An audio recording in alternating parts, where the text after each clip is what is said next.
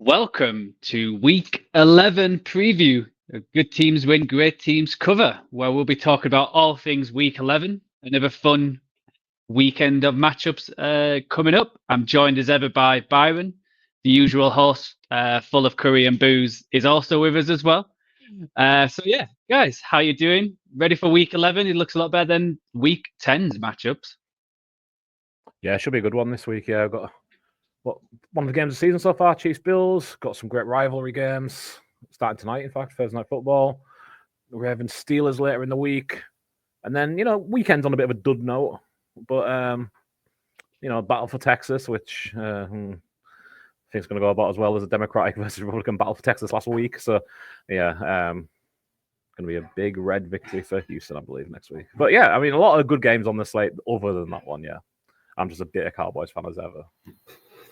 3 standout games for sure this week that Byron mentioned. And yes, I've had a great evening. Plenty of beers, plenty of curry, and I get to finish off my evening doing our Week 11 preview for the NFL. Couldn't get any better. Yeah, sounds good. So let's just jump straight into it. Why not? Let's talk about the first Sky game. So this is the second game of the week where we've got two teams in our top 10 of the power rankings. It's the Baltimore Ravens, who we have number 3, versus the Steelers, who have climbed up to number 6. So a big matchup here for the AFC North. Both teams very similar record, and it's the Ravens who are favourites by 3, and it's 48 over and under. So I'll throw it over to Byron first. Yeah, what do you think of this game? Where do you think it's going to come down to? And yeah, how do you see it going? Yeah, I think I see a Steelers win. I certainly see them covering. Steelers +3 and under 48 points in total is my bet of the game, plus 270. I think it's going to be a tight affair. I think it's going to be a classic Ravens-Steelers game, truthfully. Derrick Henry involved to really go back to the throwback of running out the ball. See if Najee Harris is going to play. He's been missing a few practices with injury. And I think what the Ravens really need to do is limit Russell Wilson going deep if they're going to compete, because that passing defense of the Ravens, as great as they've been so far in the regular season, I think that might be what hinders them come the final final end of the season, come January, February, because they're just so attackable.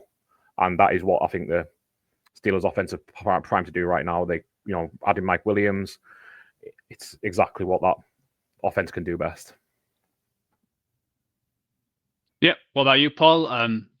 It's certainly the Steelers with their record as underdogs. I'm sure you've been leaning that way with how Mike Tomlin has been and how he's helped your bank account over the years. Yeah, I've just held off at the minute. I think this is such a big game, it's so important, and I've held off just because the Ravens tend to cover in Pittsburgh. So 6-2-2 against the spread in the last 10 in Pittsburgh, the Ravens. So I think in any other circumstance with the Steelers +3 at home, I'd be hammering it. I think probably by Sunday, Joe, I would have played a big amount of money on the Steelers plus the number. But I've just held off for the minute. I think so far I feel a lot more confident in the under. So the under's hitting 7 consecutive meetings in Pittsburgh between these two teams. So I'm really liking the under. It's 48. I'm seeing a lot of people and a lot of the action go to the over so far, kind of leaning to a bit of a shootout, but I just don't see it, especially with Pittsburgh at home. I think they can slow down the Ravens. We saw the Bengals do it last week on Thursday Night Football for 2.5, 3 quarters. I think the Steelers can do it and do it through 4 quarters and really slow that Ravens defense down. And Tomlin and the Steelers want a low-scoring game, because that's where they've got the chance of winning. If this ends up being a shootout, they just don't keep up. So I'm on the under for sure. I think I'll definitely be on the Steelers +3 as a home underdog come Sunday. I've just held off so far, but under 48 for me. Under 48 just seems a very, very big number for these two teams, and yeah, I like my chances on the under. I did have a few little additions to that Pittsburgh Ravens kind of stat package there. As Ravens is 3 or more point favourites in Pittsburgh, they've only covered the spread once ever. They are 1-1 against the spread, 2 losses, 3 pushes. Their last time they covered the spread in Pittsburgh was September the 3rd, 2000, in a 16-0 victory. If you'd like to guess what was the UK number 1 on that day, you are welcome to. I do have another one lined up for later, though, so I don't want to push it. September the 3rd, 2000. That's it, yeah. Ooh, 2000. What do you think? Go on then. I was going to guess. Let's go S Club 7, S Club. S Club. No, that must have been before 2000. I'm pretty sure it was, and it's incorrect. That's a 90s record, that, Joe. Give me 2000.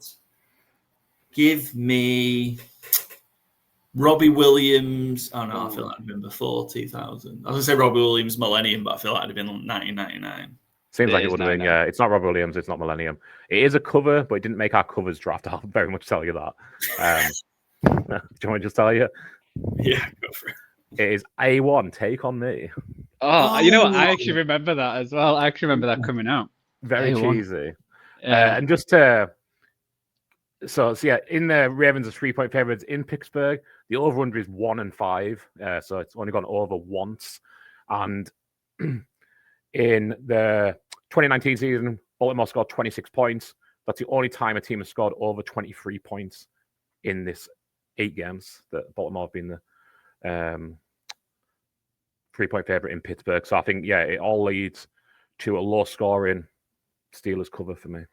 Give me the big battle in the trenches. I'm just knocking fuck out of each other. It's gonna be a great watch. Mm-hmm. Yeah, I can't wait because it's like whoever wins this obviously gets the obviously lead for the division, and I think it feels like the Steelers need it a bit more because they've not played a division game just yet. So if they get this is huge.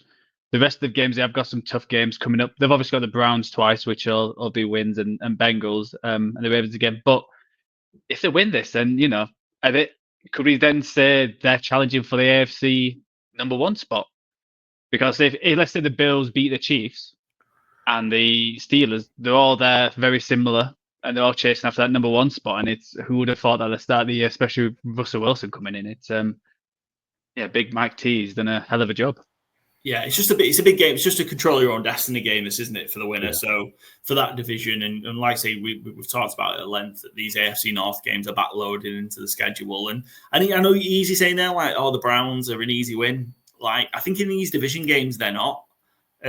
More than anything, like we saw what the Browns did against the Ravens a few weeks ago. And while that might be kind of a one-off in terms of the level of performance, these AFC North games are so tight and anyone can beat anybody in this division, kind of no matter how bad the teams are. So I think this one's huge, just kind of control your own destiny when you've got so many of these division games still to come. Yeah, 100%. I'll just shout I think it might be a bit more of a shootout just because the Ravens defense can be got at. And I know last week I mentioned I was all in on the number 1 wide receiver and with the Jamar Chase, and I think Pickens is going to have a good game, but I think Mike Williams could have a big one as well because he's the deep threat. And what does Russ do best is then move balls down the field, and it's probably Mike Williams is the main guy. Depends if Kyle Hamilton's playing or not. Obviously, picked up that injury last week, and he's on the injury report as questionable.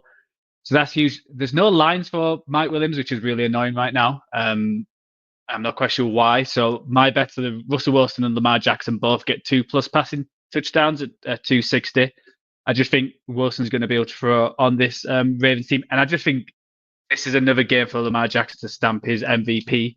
I feel like these kind of games, he can become unstucker, and it's probably a knock against him when he plays against the Steelers or this kind of defense. And I think he's just been at another level this year where he's playing a lot better than last year and he was still the MVP. So I see a big game for Lamar. And I've led the Ravens, which I'm not too confident at, especially when I saw the stat that, Mike Tomlin against John Harbaugh as a dog is 12-2-2 against the spread.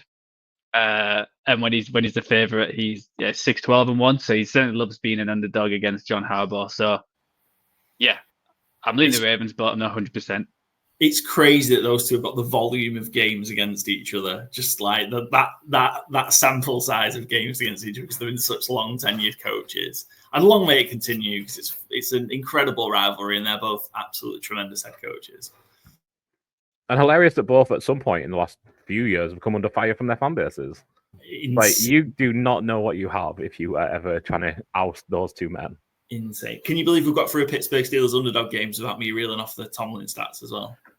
Yeah, I mean, I figure we just put it in from any of the other 10 times it's been done, so just clip that and copy it in. Perfect. Cool. Any other thoughts or feelings about this game? To move to the next one. So this is another big AFC showdown, and number 2 versus 4 on our power ranking. So another huge game. It's the undefeated Kansas Chiefs traveling to the Buffalo Bills. I can't wait for this game. Obviously, the Chiefs have been underperforming, not playing at their best, but they're still 9-0, and they're playing against the Bills, who I think have been more up than down, but last week wasn't their greatest game, especially for Josh Allen, but he still finds a ways to win. So I think this is a bigger game for the Bills. I think the Bills need to have this to be able to have that confidence that they can beat the Chiefs at some point. But, the Chiefs are just Chiefs, and so we'll chuck it to Paul. Yeah, how do you feel about this game? I'm guessing, again, it's another kind of Tomlin love. Chiefs underdogs is another nice bet for what you've had the last few years. I'll get to that and I'll reel off the numbers in a second. But the thing is, like, when you look at this rivalry that's been going on, the Bills have owned the Chiefs in the regular season. That, like, the Bills have won the last 3 regular season games between these teams, and they've also won them in Kansas. So that tells you a little bit something about how this rivalry goes in terms of the importance of the game. It is a big game because I think in times it's shaped how potentially that seeding's gone for the playoffs. But in January, when it's mattered the most, the Chiefs have been the ones who then kind of stepped up and taken that, taken the steps to win the games when it's been win or die. Different in Buffalo because the Chiefs own the Bills in Buffalo. It's a weird complex of games between these two, the way that they've gone. So, understandably, I'm liking the Bills. Understandably, I'm liking the Chiefs because they're the underdogs. Mahomes 11-3 straight up as an underdog, 12-1-1 against the spread. You are crazy if you are backing the Bills here. I think what worries me the most though is the amount. It feels like more money than ever is on the Chiefs as an underdog. People aren't buying the other side this week. 79% of the bets and 81% of the money is on the Chiefs. Chiefs plus 2.5. That makes me nervous because everyone's given up now, trying to back against Mahomes in these situations. It's all taken them 14 fucking times to realize, but people are smartening up, and that worries me that I'm also on the wrong side now that people are. But until it starts happening, until he starts getting regularly beaten as an underdog, and it just doesn't happen often. Only 14 times in 7 years? This is Mahomes' 7th year, I think so, 7th season, which is crazy given kind of how stacked potentially the AFC has been in recent years. Just give me Mahomes as an underdog every single time. 11-3 straight up, 12-1-1 against the spread. You give me 2.5 points as well. I'm taking Patrick Mahomes all day long. Just to piggyback there as well, 8-0-1 as a road underdog. Never lost as a road underdog. Well, against the spread. That's insane. Yeah. And the Chiefs are the only the 4th team in the Super Bowl era to be 9-0 or better to be listed as an underdog. There's only 3 other teams who have done that, which is nuts. And the last one was the Chiefs in 2013, and then it was the 85 Bears and 69 Rams. So it doesn't happen all too often, obviously, because not many teams go unbeaten to start the year, but to be an underdog. And I think there's one thing, sorry, Joe, and before I let you go, this feels like a trap. So before it's not in previous games, it's not felt like a trap. The Chiefs is an underdog. Mm-hmm. This feels like a trap. Yeah, and this feels like a setup from Vegas and the bookies to go, let's put the Chiefs as an underdog here. We'll get people. We'll get the money on the one side, and when that much money's on one side, typically the other thing happens. Bills aren't great at covering at home as well, and that's the thing. It's a small number, which does make a difference because when they've had those big numbers at home, they tend to struggle to cover them. But yeah. I feel like I might end up being stupid here going, it's Mahomes, because the Bills are doing okay. What worries me as well as the Bills' wide receivers, just receivers in general issue. I think Keon Coleman's out, Cooper's still banged up, and Kincaid's appeared on the injury report this week as well. And you can't run on the Chiefs, so how are the Bills going to attack them? And I think even you can't run on them, and also you can't really use the middle of the field because their linebackers are so good. So, like, James Cook out the passing game feels like that's going to be worse than usual. If it's not Dalton Kincaid, it'll be Dawson Knox, and you've got the same kind of issue. It's, he's not a screen guy, he's an intermediate guy, and again, the linebacker's going to eat that up all day. It's so annoying that their defense has got better and better. It's like that offense couldn't get much better, and when it takes a downhill turn, it's like that defense then it's like, it's even better than last year, and last year was like a top 5 defense. It's just and the loss of Darius Sneed, who their cornerback won last few years, and anyone noticed him in Tennessee. Yeah, and he's a bit of a stinker. One of the injuries were cropped up today, which could be big if it is a tight game. And I'll just shout my bet. I've got a similar to I had last week, where I think the final score is going to be within 6 points. I think it's going to be a really tight game. But Harrison Buckner's ended up on the injury report. He's having a knee surgery, so he's out for at least 4 weeks. So, going to Buffalo, it's not the easiest place to kick. I'm not quite sure who they've signed. I haven't seen, don't know if anyone else has seen who they've signed to replace him for this weekend. But that could be massive when, the Chiefs have been automatic scoring touchdowns. It's been very field goal heavy and low scoring games. So having a backup field goal in probably not great conditions in Buffalo is not what they wanted going into the weekend. It is Spencer Schrader from the Jets. I was going to say, funnily enough, they signed the Jets starting kicker because the Jets put him back on the practice squad. He is 100% with 2 field goals in his career. So, yeah, pretty unproven, but I find that hilarious when teams put a starter on the practice squad to sneak around the rules and lose that player.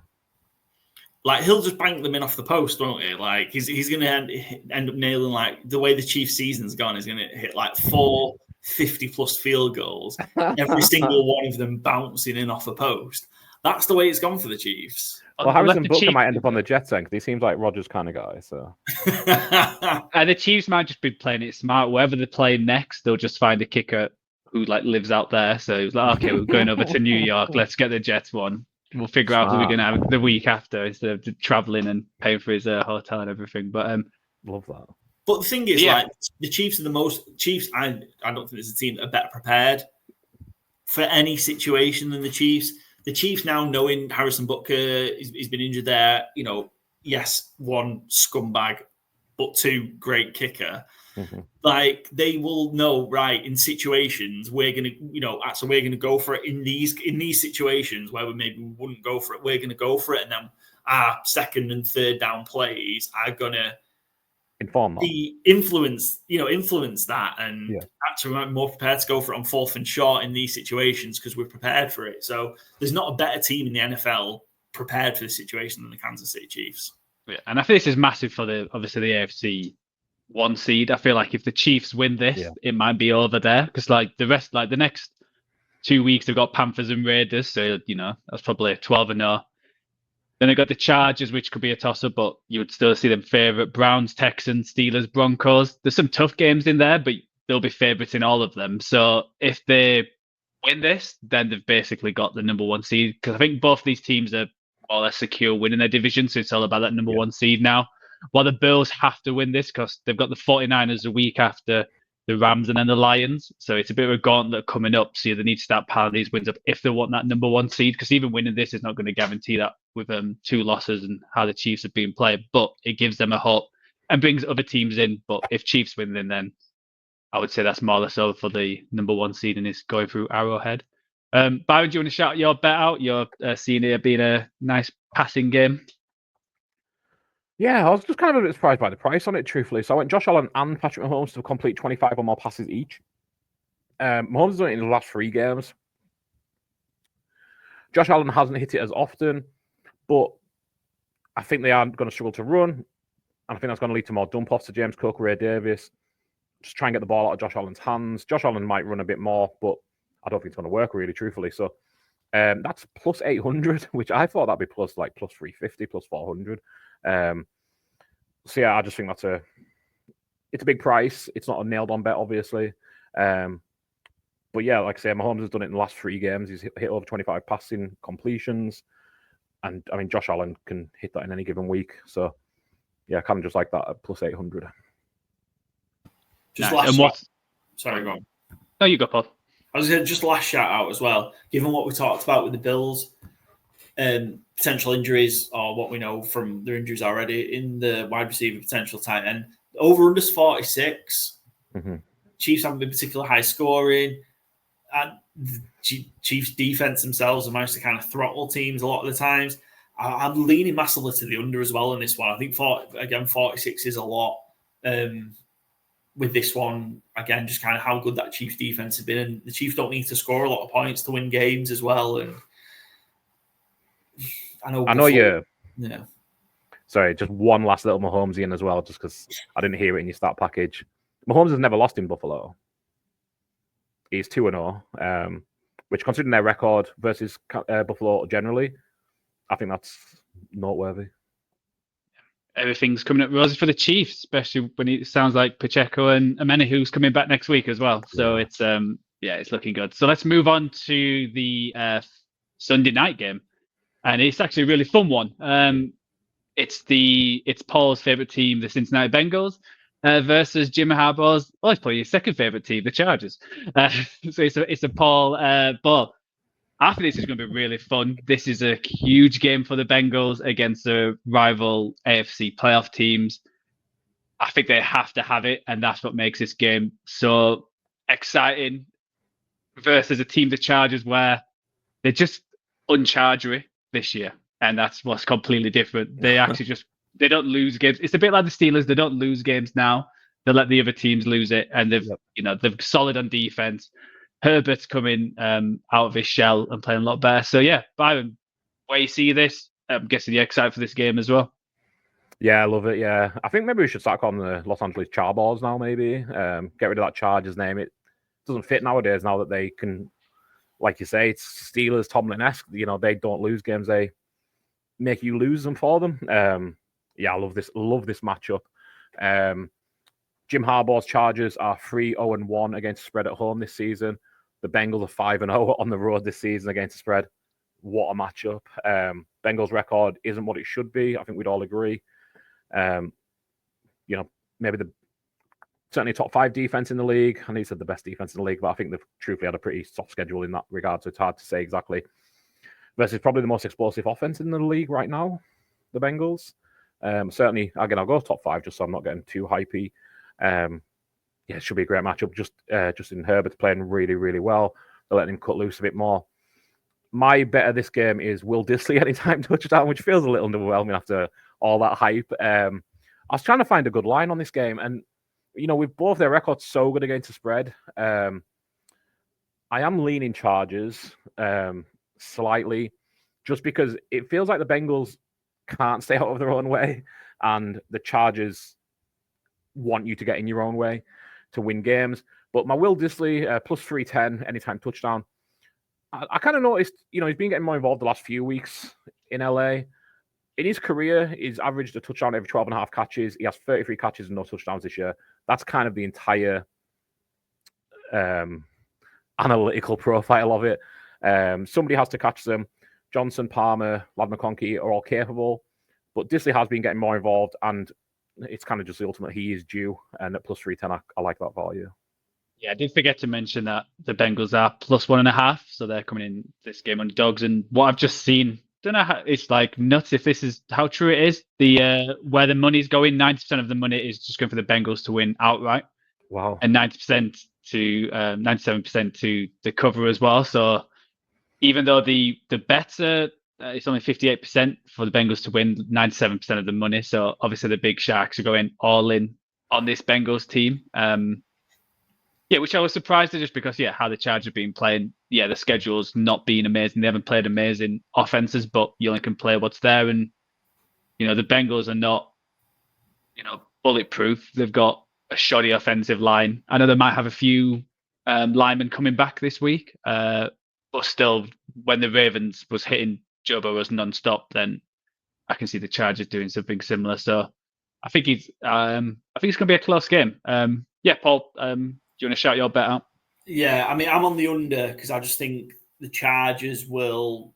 We've seen kind of two almost styles of Chargers games. So early in the season, them just kind of really just hammering the run.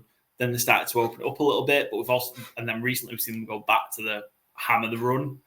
I think if this gets fast paced and quick and high scoring, I don't think the Chargers can win. So I think they will dictate the pace of the game. I'm still leading the Bengals. I just can't fucking quit the Cincinnati Bengals. I've got a problem. I think I need help.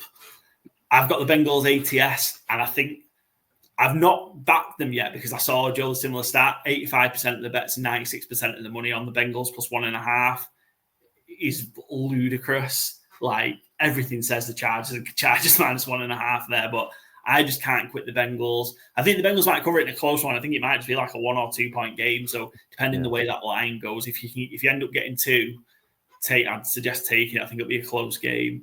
I really love like the Chargers prop. So sadly, because of obviously when we're recording, the lines aren't up yet.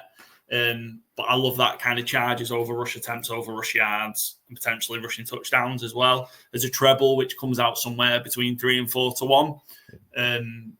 Just because I just think they have to control kind of time of possession to have a chance in this game. We've seen the best of the Bengals like last week, and even though it was in a loss against the Ravens, they have to have it. If it ends up being a high-scoring game, I just don't see any way that the Chargers can keep up with the Bengals. So I like that kind of ground and pound, time of possession route with the rush attempts. But I'm going to go under because I think that's the only way the Chargers can have a chance in this one. Yeah, I'm agreeing with you. I think it's going to be not many possessions, going to be long drives, just trying to keep all the clock. It's going to be that kind of battle. So the bet I've got, similar to you, Byron, I struggled with where to land on the line. So I've just got a safety to be scored. I think both of these defense could get at the offense, and I think it's more how many times Burrows was pressured and hit last week against the Ravens that I feel the Chargers can scheme something up. And a plus 850 obviously doesn't happen all the time, but I thought, why not? Just have a punt safety in this game. And yeah, I think if the Bengals lose this, they're 3 behind the Chargers. Yeah. And also head-to-head's gone. So that's, with only 6-7 weeks left. It's could be closing time for the Bengals. But, if they win this and they're straight back in it, you look at the Chargers schedule coming up, they've got the Falcons, Chiefs, Bucks, Broncos after this. So, it's not it's not easy for them going forward, especially with what's coming up. And they feel like they're one of the favourites to make the playoffs, but anything can change, and we're fairly still. We haven't hit Thanksgiving yet, so the season hasn't started. So we've got a few more weeks to go. So we've got Cowboys, Giants, Thanksgiving to come. Oh my God! On the plus side, if the Chargers do win, that helps my Chargers future. I think if they get a win this week, I think I'm going to be able to cash out for a profit. Not quite as much as if they'd have reeled off the 4 before and got to 7-2, but I think we'll still be in a decent. I might have got like 2.5, 3 to 1 basically on my stake, which won't be too. It's not too bad over 5 weeks, I guess. Yeah, you take any profit comes, right? Sounds good. So let's move on to start of the year. This would have been one of the ones people would have highlighted. So this is going to be a fun and exciting Monday Night Football Battle of Texas against the upcoming Houston Texans, against the dominant last few years Dallas Cowboys. But the last few weeks, both teams have gone in the tank, and the Cowboys, I don't know if it's in the tank, they're even worse than that. So yeah, it's the Houston Texans are, I believe, 7.5 underdogs. No, the fucking not. I'll have what you're having, mate. They're not 7.5 favourites. Sorry about that. I was reading the wrong way around. 7.5 points favourites against the Cowboys in Dallas, which would have been crazy if you said that at the start of the year. So, yeah, we'll go to Paul. He feels like the less depressed Cowboys fan out the two, so we'll let Paul have his say on. How you think? I'm the least depressed one out of us, Byron. Fucking hell. I don't know if I'm depressed. I'm numb. Yeah, I feel like I'm indifferent as well, which I think is worse. I think I feel better if I was depressed about it. Because I think as well, the difficulty with this one, just a quick one before we get into the game, other people are just like not having fun taking the piss out of the Cowboys anymore. Yeah. Like it's no longer fun to pile on. It feels like it's more Cowboys fans laughing at themselves now. Yeah. I'm Like, absolutely fine with. It's no longer fun to pile on the Cowboys. Like the Eagles, that was the worst thing last week. I wrote about that this week. Like Sirianni pulling the starters last week was just like a real kick in the fucking balls. Like there was 12 minutes left in the game and Sirianni pulled everyone. It was like, oh, even Johnny the Eagles Wilson scoring touchdowns. Yeah, even the Eagles didn't want to fucking put the boots to the Cowboys, which tells you just how bad it's got. Under 42, Cowboys aren't going to score. They can't. Cooper Rush, Trey Lance. It's a fucking mess. And the Texans will probably pull their starters by the fourth quarter because they'll be cruising. Under 42, Texans by 4 possessions, is by 4 scores, is kind of where I'm at. 4 score and something years ago, right? Yeah, I mean, I don't see a competitive game here either. We normally end up with 2 bets for Sunday night and Monday night football. I might just shout out both of mine a little ahead of time today because they're basically the same thing. So I've got the Texans to record 5 or more sacks at plus 800, and also the Texans to record 7 or more sacks at plus 4,500. I think the Texans pass rush is really, really good. They're 7th in the league in sacks on the season. And Cooper Rush can't move. Trey Lance can't play quarterback. The O-line isn't great. I don't think this is a competitive game, so Dallas is going to be trying to throw to keep in it. I just think there's going to be so many opportunities for Will Anderson, Daniel Hunter to just get after them. The safety as well, whose name I've forgotten. Milrow, maybe? It's not Milrow, but it's something like that. Attacks well on the blitz. So I feel like I've said this for the last 6 weeks with Cowboys now.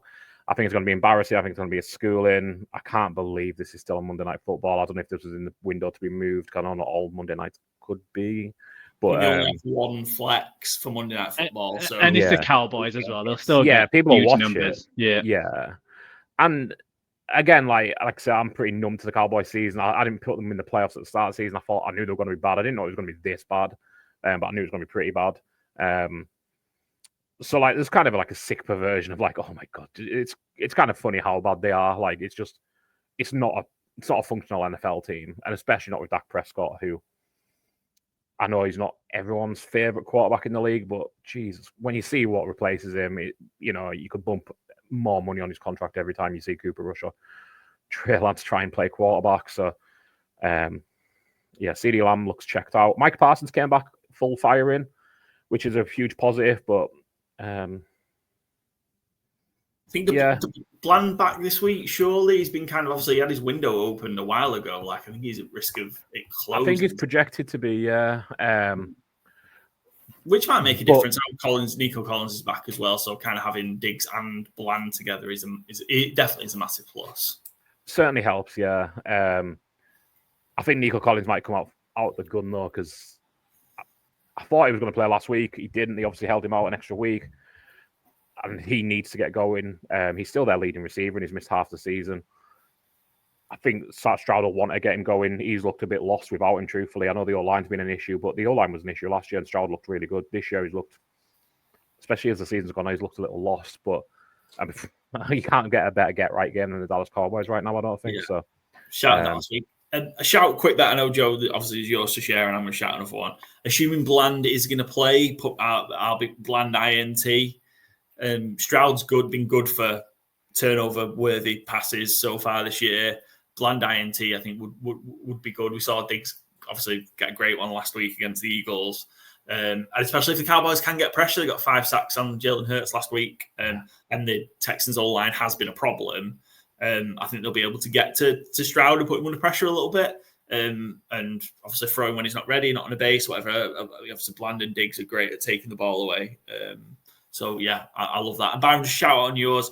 I think it's great odds on those bets. My issue is that Tyler Guyton and Terrence Steele may just fucking try and headlock Texans rushers so they don't get the sacks and it'll just be penalties. And I think that might be where it could fall down.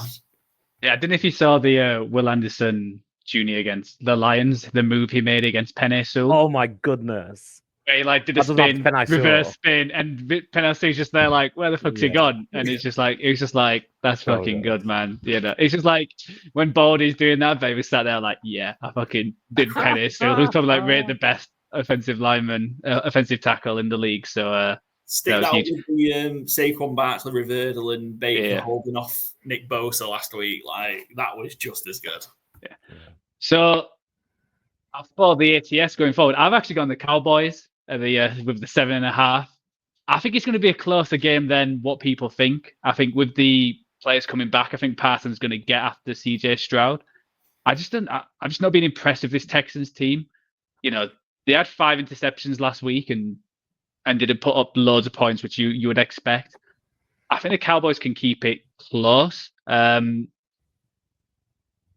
Texans will win. I just think it'll be 4 or 5 points in it. So I've gone the Cowboys. I've got Nico Collins anytime touchdown and over 71.5 receiving yards at plus 220. I think he's going to have a big game. But I just think this Cowboys team is going to just do enough throughout the year. Because when you look at the Texans in the second half, they're 1-9 against the spread in the second half, and that's the worst in the NFL. So they just don't have good second halves. And if the Cowboys can keep it close, if Parsons can get going how he did last week, because they did keep it close against the Eagles. If they just didn't make stupid mistakes, it would have been a lot closer. Like there's Elliott fumble and then not being able to get it in from 3 yards. You know, if you can just get that over the line, then it could have been a different kind of game and keep it close and how this Texans team has been playing. I've got some stats. What is it now? So after a team loses on prime time in the evening, has a home loss, they're 14-37 straight up when they're playing a prime time the week after. Wow. So it's under Dallas's. If the Dallas wins, then that keeps on going. But the problem that Dallas has stat that is. No, but the stat which probably goes against that Dallas has the worst points per game differential at home in a single season since the merger. Right now at 23.5. The 2008 Lions had the -22 mark before the season started. So was that Stafford's rookie year, or was that the year before Stafford? That might have been the year before Stafford as well.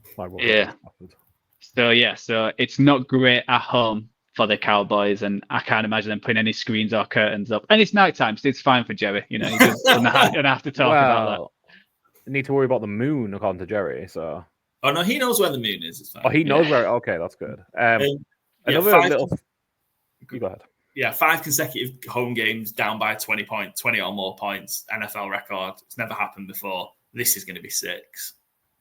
One thing that I didn't really consider, and you just reminded me, Joe, when you mentioned the primetime game, teams playing Detroit. Oh, could I forget?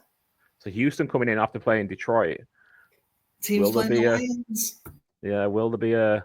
I don't think so. I think it's like you're playing Detroit, but luckily you get to play the Cowboys next week. So I think this is where that streak maybe ends because Dallas fucking suck. Teams playing the Lions. I think that might be stronger than Cowboys suck at home. We'll see come Monday. Yeah. Well, 95% of the money is on the Texans to win and to the spread as well. So people haven't taken that into consideration. I've got a number one for you. Number one stat. There we go. Number one teaser for you as well. I don't know, Byron, was this the game that you? No. So it wasn't based on any betting number, but the first, obviously, these teams don't play each other very often, and Texans have obviously been going around for 20 odd years. So the first meeting in Dallas between these two was on the 15th of October 2006. What was the UK number one at the time? Patience might take that. Not a great record, though, but no. So 2006? Yeah, 15th of October 2006. That was the first Texans-Cowboys meeting. I would have been at the old Texas Stadium. Would it be Diamonds? Nah, too early for that. So what was it then? It was an alternative record. An emo record, I think is the right term for it. Surprised it got to number one, to be fair.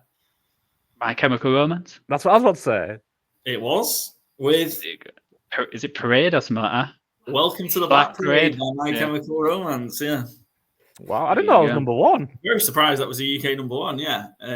But yes, that was number one. The same day, the Cowboys and Texans met for the first time in Dallas. Wow. It's going to be a black parade on Monday then. Awesome. So that's all the main games we're going to chat about with the Primetime and Sky games. So let's move on to our fall draft. And this week, Byron's got the first pick. He's currently, well, if you take out the guest, is last by half a game. So how can Byron catch up to me and Paul? Oh, cool. Let's go straight off the bat. Underdog, Kansas City Chiefs, please. Oh, you fucker. I mean, I was picking third this week. I was never going to get it. Yeah, I don't have many underdogs on my sheet, so I had to take one of. I think I only have two, so I'd take one of them first overall. We've talked plenty about this game, but yeah. We really don't do Joe any favors with this, do we? I'm sorry, yeah. To be fair, Joe, my second bet of the game. I feel like, Joe, you probably should have been prepared for like the Chiefs going one. Yeah, host, do every single slide, have all the pages ready to queue up, and also just magically have all the draft sheets ready to go as well, please, Joe. Come on. Hey, I did the sheet this week. Fair enough. Right, I've actually got quite a few underdogs. I'm not going to go underdog. Let's go favorite. I'm going to go the Rams at -4.5 against the Patriots. I think it's a crazy line. I know the Patriots have been better, and I've said the last few weeks I'm not a massive believer in the Rams that they can go and win the Super Bowl. I don't think they're in that tier, but they're playing the Patriots. I know the defense got better, but I can see the Rams would run away with this. I think May played well last week, but it wasn't his best game. And I think this Rams defense is going to give him a lot of trouble, especially Verse and all the other defensive players on that team. I'm going to follow Joe's lead and take a favourite because Byron obviously took the underdog that I love the most. I think this number's a bit crazy. So I feel like this number should be bigger as well. I'm going to take the Packers -5.5 against the Bears as well. The Packers just own the Bears. Like the Packers have won 9 of the last 10 games in Chicago, including the last 5 straight, going 5-0 against the spread. I know the Bears made the change this week, firing Shane Waldron. I don't think he's an inspiring, interim offensive coordinator. This is the guy who was interim offensive coordinator at the Panthers, right? Like, and they did improve last year when he came in, but they didn't become, the 99 Rams. Don't get me wrong. And very weirdly, like Caleb Williams said, he hasn't really spoke to him, and he's a passing game coordinator. I mean, it kind of shows that he hasn't, but Chicago's such a weird setup right now. I don't know what's going on there. Yeah, like the O-line's a mess. We talked last week about kind of when Caleb got knocked down and a Patriots D lineman was picking him up, and DJ. Well, there's also in the news that a lot of players wanted like Waldron to be fired, and also for Williams to be dropped and to get Tyler Bagent. So on this, I think it's turned out that the source of the leak was Tyler Bagent. No. I forget the name. I get the names the wrong way around for the father and the son. It was the arm wrestler who was leaking that. So it was the dad, Travis Bagent, who's been found out as the source. Going, oh yeah, they want Tyler to start, which was just a scumbag way to try and So I don't think that's the case. And that guy who we thought was real cool last year is a fucking scumbag. Isn't it? Yeah, in the bed's so weird though because it just feels like it's a what's to play for. Like obviously they're playing the division, so they can obviously win these games and make the playoffs. That's if they do that, but that's probably not going to happen. So you got a head coach who's probably going to be fired. Yeah, I'll be shocked. I was shocked he didn't get fired last summer. And apparently he's been in the room with Caleb Williams quite a lot this year, and it's like obviously that's not working. Why would it? It depends if head coach who's like in the rookie quarterback's ear. It doesn't sound like a recipe for success, does it? But Packers off a bye as well. Love's had a bit of I know it was a Love we had worried about the injury. He's growing, obviously had a week. Bears have just been really struggling against the run as well, and Josh Jacobs can run all over him here as well. And he's just primed up for the Packers to go in and rub the Bears' noses in it yet again. And completely kill the Bears if they're not already, and for the Packers to keep going in the playoff race as well. So I love the Packers here. I think it's a low number. I wouldn't have been surprised if it was -7.5, and I'd probably have still taken it. Packers on the Bears. So I'll take that as my favorite. So they can go. Byron, you've taken an underdog. I'm going to open up the totals. I've got 3 unders that I like and not many overs this week.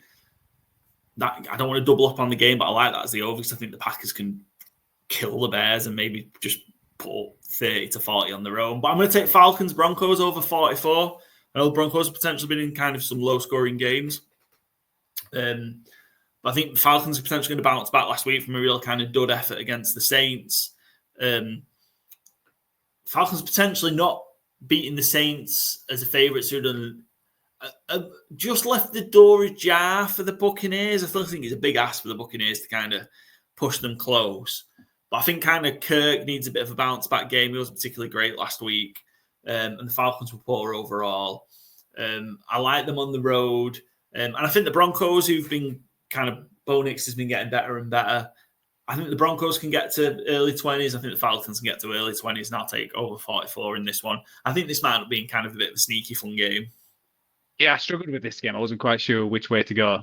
I just worry that, the Falcons D-line can get a, concrete ankles. Kirk Cousins, who can't move around that much. So that's the only worry. And it feels like, again, one of them games where if the Broncos win, they're both 6-5, and you'd be like, fair enough. That's how they seem. So cool. Right, I'm gonna go an under, and we've already talked about the game, so I'm not gonna help myself. I'm going the Bengals Chargers at 48. Like we said, I think it's way too high. I think the Chargers are gonna low possession, a tight game, and 48 is a decently high number. I think they're both going to be like low 20s. So I'm going to go that one. That was my favourite under, Joe, to be fair. I think it's nailed on to be a real low-scoring game. But, probably should have taken it before I took my over because I had a couple of good options for the over. A couple of options for the over. But, I really like that as an undershout. Over to you, Byron. Cheers. I'm going to go Houston Texans favourite. How many times have you taken your favourite against Cowboys and it's hit? Because I feel like we've done it a few times now. Yeah, I'm not 100% sure, truthfully. It hit last week, though, I know that. I didn't bet on it this week or put it on my sheet, but the alternate lines against Cowboys as well, like I'll probably bet on -13.5 or thereabouts for the Texans as well and try and just get that value boosted a wee bit. Because, like I say, I just don't think they're a serious football franchise right now. And in fact, after the Mike McCarthy curtain stuff in his press conference today, like what I put in our chat is exactly how I feel. It's like the Cowboys are a sitcom. Like this is what you'd get in the office or Parks, something like that. Like it's just not. They're just not a serious team. Not a serious bunch of individuals. Jerry Jones. I genuinely think is like I don't want to say he's got Alzheimer's, but like I think he's suffering mental deterioration because he's getting worse by the season, and like this year especially, he just seems to have completely lost it. So, not that necessarily reflects on the field this week, but it certainly doesn't help. So shout out Dak. He had his surgery. Get well soon, Dak. Yeah, good old Dak, always reliable. I'm going to take my over as my next one, and I struggled finding an over I like this week, but I'm going with a bounce back for. I think he's had the week off from celebrating the election. Aaron Rodgers gonna stomp the both bad defenses. We get Anthony Richardson back. I'm going over in the 44 points in the Colts Jets game is what my bet is. My pick is here. I struggled finding an over I like. Truthfully, there's a few ways I just don't think one of the teams is going to score enough. But this one, I think both teams can put a point because both teams are bad, especially against the run, stopping tackles. And I think Rodgers is going to have time to air it out. he's been far from perfect. Aaron Rodgers has been really poor for the most part, truthfully, but he has had flashes. He's targeting Garrett Wilson at the rate he should be. Garrett Wilson leads the NFL in receptions, I believe. It might be Jamar Chase, but he's number 2. If not, he was number 1 last week. And yeah, I think there's just points to be had. Massive game to try and straggle onto that final wildcard spot for both teams, really.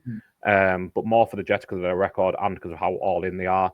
Obviously, the Colts, we haven't really mentioned it because we haven't had a show since, but the Colts have gone back to Anthony Richardson after saying Sunday it'll be Joe Flacco until further notice. Even Monday, Tuesday, it was Joe Flacco. Then Wednesday, it's like, oh, it's Anthony Richardson out of nowhere. I don't. Where do you think that's come from? Has that come? Do you think that's come from? Yeah, has that come from Irsay? Is that come from? I know, obviously, the hope was Flacco would give them more of a chance to win. He didn't play great, did he? He's been a woeful. Yeah. I put a thing on Blue Sky the other day of like, what is the biggest mirage from the 2023 season? Is it that Antonio Pierce could be a competent coach or that Joe Flacco is still a competent quarterback? And I don't know which one it is because neither of them are true. Flacco looks like the New York Jets Joe Flacco. I think Kevin Stefanski deserves a huge hand for what he got out of Joe Flacco last year. And I think it helps playing the Jets. Like you said, I think it's going to be a lot of him and Jonathan Taylor running. Yep. And because the Jets can't tackle, and that's their weakness. So I think they're going to design. It's like a nice game for him to come back. Where I think they're going to try and run him all over this Jets team. I think Richardson as well. He did speak pretty well about like the tapping out yesterday. He seemed to take accountability for it. It won't happen again. And maybe if he's been mature around the locker room, along with Joe Flacco, faltering. They haven't been winning games. Like all those things maybe do lead to, just give him another chance. Like that's what I always said all along. Like I felt it was crazy to say it's Joe Flacco the rest of the season because you haven't seen anything from Joe Flacco in Indianapolis, and you need to know what you have in Anthony Richardson. Like the Titans are doing it with Will Levis. You need to know what you have to make an informed decision come the draft. Because that's going to be your best chance to replace him. Even if you end up picking middle of the first round, you're still going to get a quarterback. I mean, you don't have to take one, but like if Anthony Richardson is definitely not it and he's not an NFL quarterback, it increases the pressure that you do have to try and get one. So yeah, I felt the worst bit of all this entire thing was naming Joe Flacco the rest of the season. Like it was fine to take Richardson out. It just felt crazy to me you want to end up backtracking on it, and they have. I definitely it's I feel putting the message. It's the worst outcome which could have happened when they put Flacco in, because it could have been that you're just hoping he would be, even if he was average, then you could be like, well, we'll keep Richardson because Richardson has been very bad this year. Yeah. There's no getting around that, and he looks very raw. He was raw in college, like he's never been that top quarterback. But because Flacco's played so bad, it's like, well, we should have to put him back in, and I think that's the problem they've got. They were hoping, if you want to be forced Flacco. If Flacco was just average, then they could have easily gone, well, we'll just keep him going. And that's what I think what they were hoping for. But yeah, I'm hoping for a Colts win just because I wanted, Aaron Rodgers and the Jets just to it's crazy. And I see what he says on McAfee saying, like, we've still got hope with like 3 wins. And he's like the worst quarterback against man. He's not been good at all.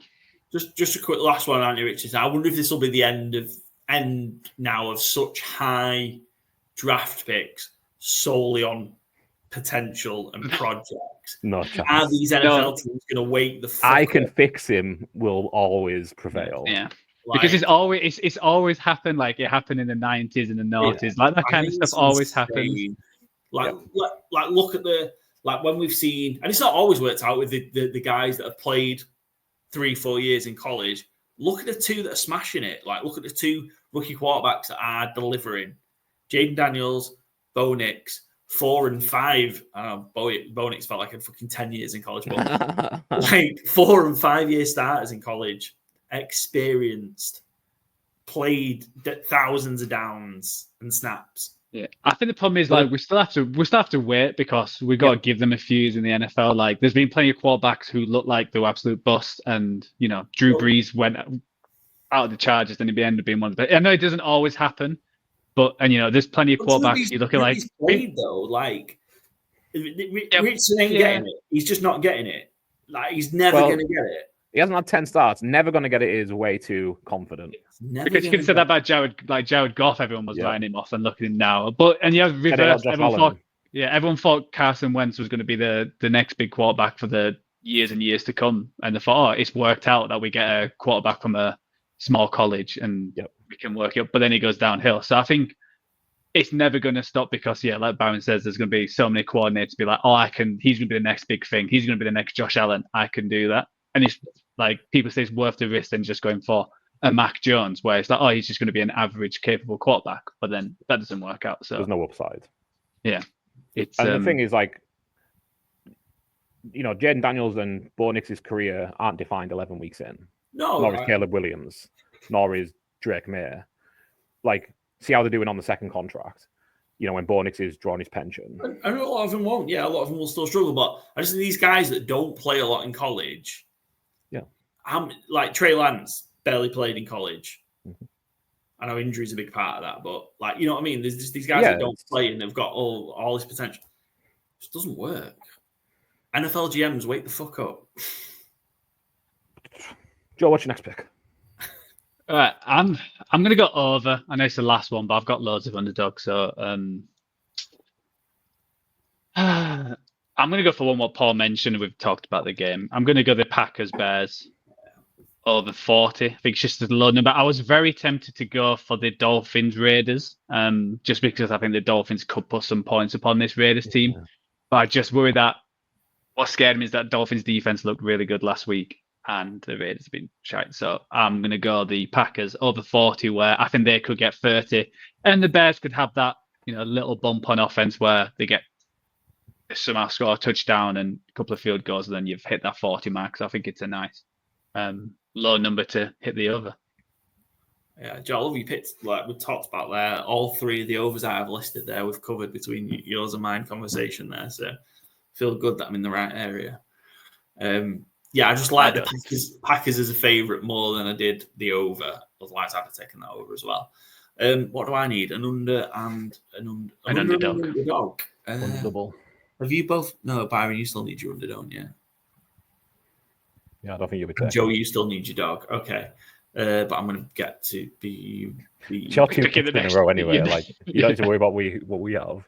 I'm going to blend her a little bit. Yeah, I will take. I don't want to double up on games, and I just can't quit the Bengals, so I'm going to leave it. Just give me the Steelers. I'll take the Steelers +3 in the fourfold. Yeah, for all the reasons, all the times. The Steelers. Can you rattle through every Mike Tomlin stat by the time Joe gets this graphic up? I don't know if I can rattle through them all. Which one? If Mike Tomlin, if the Steelers, to kind of touch on it earlier, if Mike Tomlin somehow gets the number 1 seed in the AFC, is he the coach of the year? Regardless of what Dan Quinn does.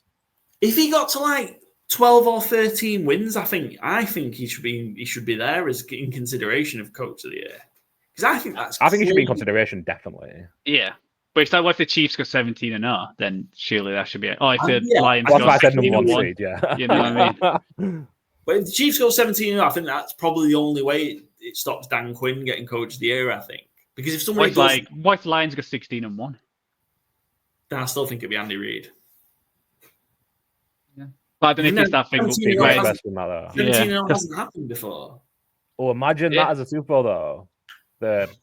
What would it be? 19-0 versus 18-1. Would it be 19-0, 20-0, whatever the numbers would work out? No, they don't even have to play 6. They're both in number 1 seed. Yeah, I was going to say, I couldn't remember exactly how many games they play, but 19-0 versus 18-1 would be, what a Super Bowl that'd be. Insane. But and I've got one. I've not got the exact Tomlin stacks. I just thought I don't really need to prepare it anymore. But Steelers 19, 7-4 ATS, and 18-12 straight up in their last 30 as a home underdog. It's ridiculous. Wins and go, but I think you got it in. Wins 2/3 of the time as a home underdog outright. It's ridiculous. Cool. So you're under them, Paul. Finish off your fourfold. Yeah, under. I'm going to go. It's one. Which one did you take, Joe? You took Bengals Chargers, didn't you? I'm going to go. Again, I don't want to double up on the game. Fuck. Texans Cowboys under 42. The Tangles. Yeah, it's been a long day, Byron. Texans Cowboys under 42. Yeah, I just don't want. I've just got a lot of because I liked in the Bears-Packers game, I liked the over. I like the Falcons as the underdog in that one as well. And I obviously love the Steelers and love the under in that game. So I just had all my picks were just like, I just didn't want to double up on any of the games. So. And you wait until Monday night again. Hopefully it goes a little bit better than Byron unlucky. How Byron's Monday night football. Did you watch that game?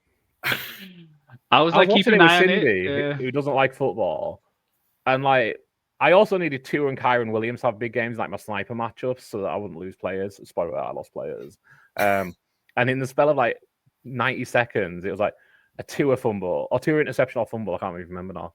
And then a Kyron Williams fumble immediately. And I'm like, yeah, these are the players I need to get over 50 points, and I need these two players to do well. And it couldn't be going worse. So yeah, I didn't cash out. I'd hate cashing out. didn't even look at it truthfully to see if I had an offer, but it's bummer end to the week because it wasn't even close to 50, and I thought it was going to be a real good shootout. But I will say those two defenses are playing real well. To be fair, Jared Verse looking stronger and stronger for Rookie of the Year, and I've forgotten the Dolphins defensive coordinator's name, but he's had a real good push on this second half of the season because I mean someone needs to go right in Miami. So you know what as well, and I know what the Dolphins 3-7 now because that side's so bad and that chase because. 3-6, I think. They've got the bye. 3-6. Well, 3-6 even better. But if they can hit a run, they could be going into week 18 playing, being a winning you're in situation for the last wild card spot. Like the way it's gone. Yeah, I mean, with the Miami, it would be a winning and in you're out. But yeah, yeah, that. But but I mean, it'll still be a successful season considering how long they missed Tua for, how much we've called for Mike McDaniel's job. But yeah, that defense is looking stout, which I didn't anticipate. Yeah. Well, I'll finish mine off. I've got a few underdogs. Not a huge fan of this one, but it's where I'm going to go. I'm going to go. There's a lot of revenge games this week, so I'm going to go for one of the biggest ones. It's Jameis versus the Saints. So I've got the Browns +1 against the Saints. I flip-flopped in this game a bit. I just think the Browns have got better players overall. And I think the Saints last week were lucky to win. I think if you look at that second half, they did not play well. And the Falcons, missed 3 field goals and just couldn't put it away.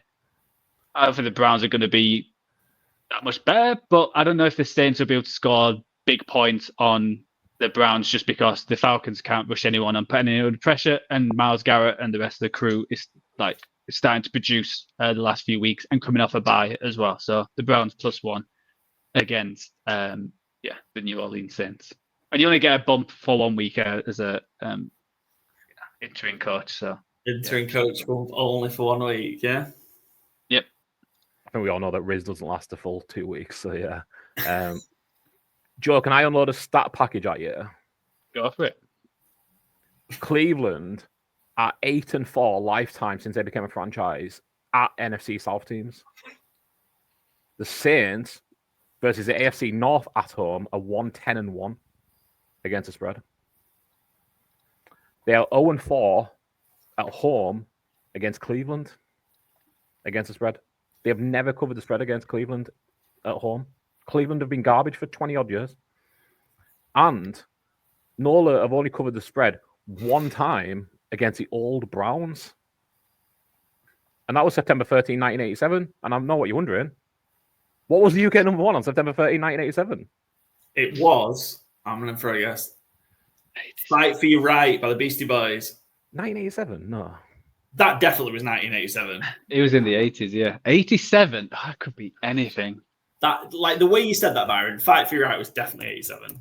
It was 86, so calm down. No.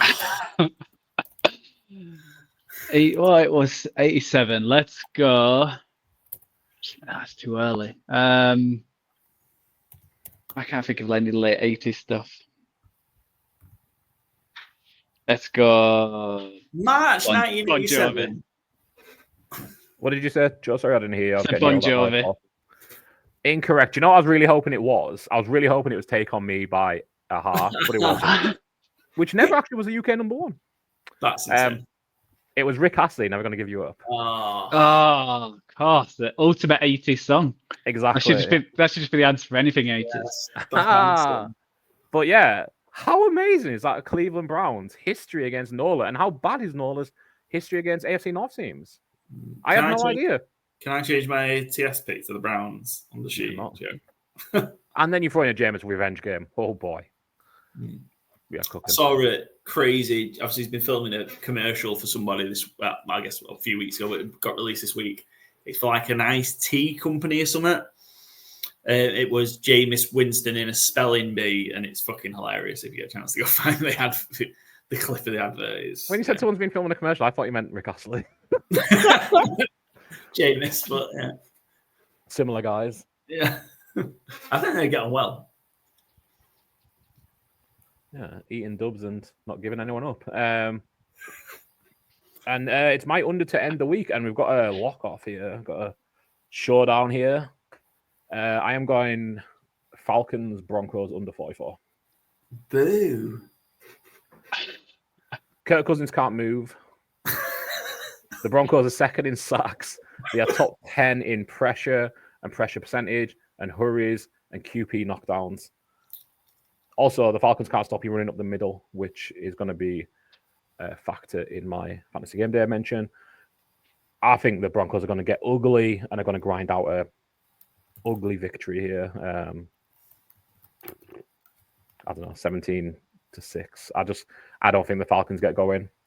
In Denver, I think Kirk's going to have an ugly, real bad matchup. I think the Broncos are just going to harass him all day, and he's going to look like Kirk coming off a Achilles, as opposed to Kirk, who's been one of the better quarterbacks in the league for the last few weeks.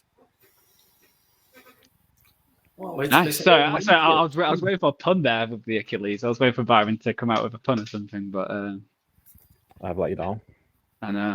I'm gonna get you. Right, so that's our 4-4 draft. So I'll just quickly run through. So Byron's got the Chiefs +2 as his underdog. He's got his Texans -7.5 as favourites. And he's got the Colts at Jets over 44 and the Falcons Broncos under 44. And his 4-4 comes at 1-2-5-8. I've got the Rams at -4.5 as my favourite. The Bengals Chargers under 48. The Packers Bears over 40. And the Brownies at +1 as my underdog, and my four-fold is at +1200. And finally, Paul's got the Packers -5.5. He's gone against Byron went against him. He's got the Falcons and Broncos over 44. He's got the ever-reliant Steelers underdog at +3, and he's gone the Texans Cowboys under. I'm guessing is it 42? Yeah, 42. Oh, yeah. And his is a +1291. And our guest at the end of the podcast will be Elite Wagers, and he'll be giving his fourfold as well. So listen to the end of the podcast.